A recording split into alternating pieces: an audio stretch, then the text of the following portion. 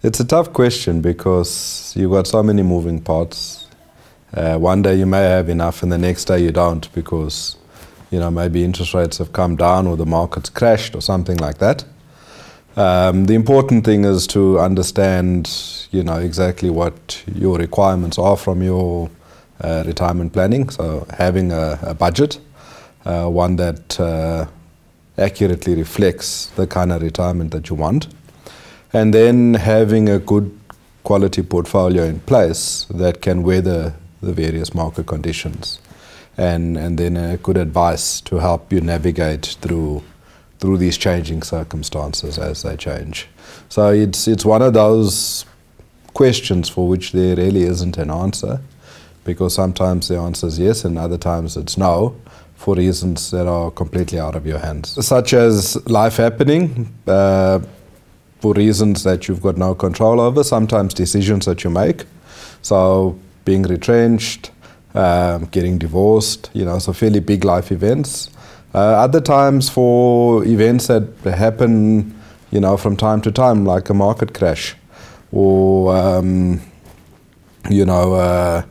the company you invested with either going under or experiencing difficulty and things like that.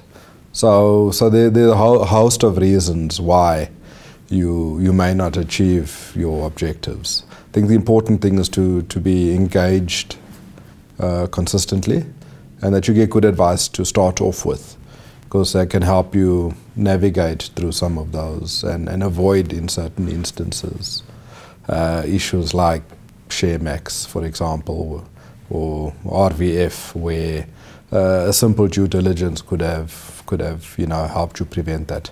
So that comes down to good, solid advice in terms of structuring your balance sheet.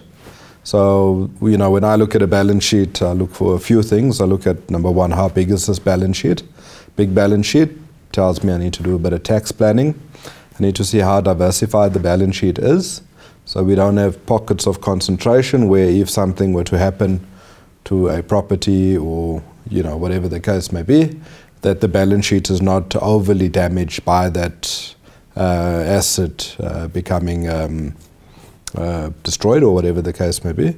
Then look at liquidity to see to what extent this balance sheet can move and respond to what's happening.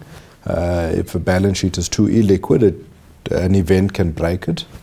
And then I look at the appropriateness of the asset. So given the kind of returns we're trying to achieve, do we have the right mix of assets to achieve that return? And so those are a number of the things that you look at to make sure that this balance sheet can withstand whatever's coming.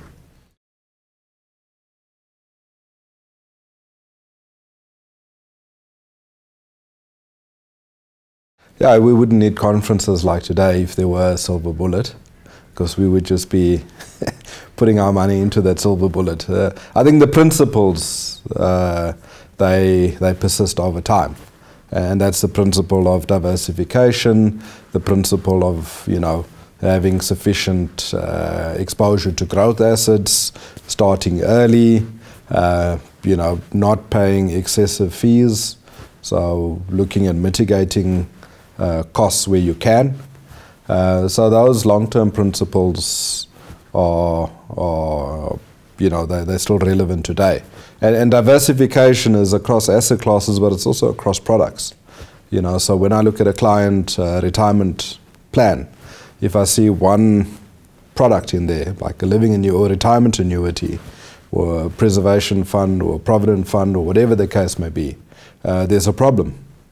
No matter how diverse that product is, within it, there has to be a diversification across products. You don't benefit from gearing if you're not invested in a business or in a property, for example. And that can lift your balance sheet, and it can certainly change the income profile of your retirement. So there's quite a lot to look at, which is why you would need a skilled advisor to help you with all of that.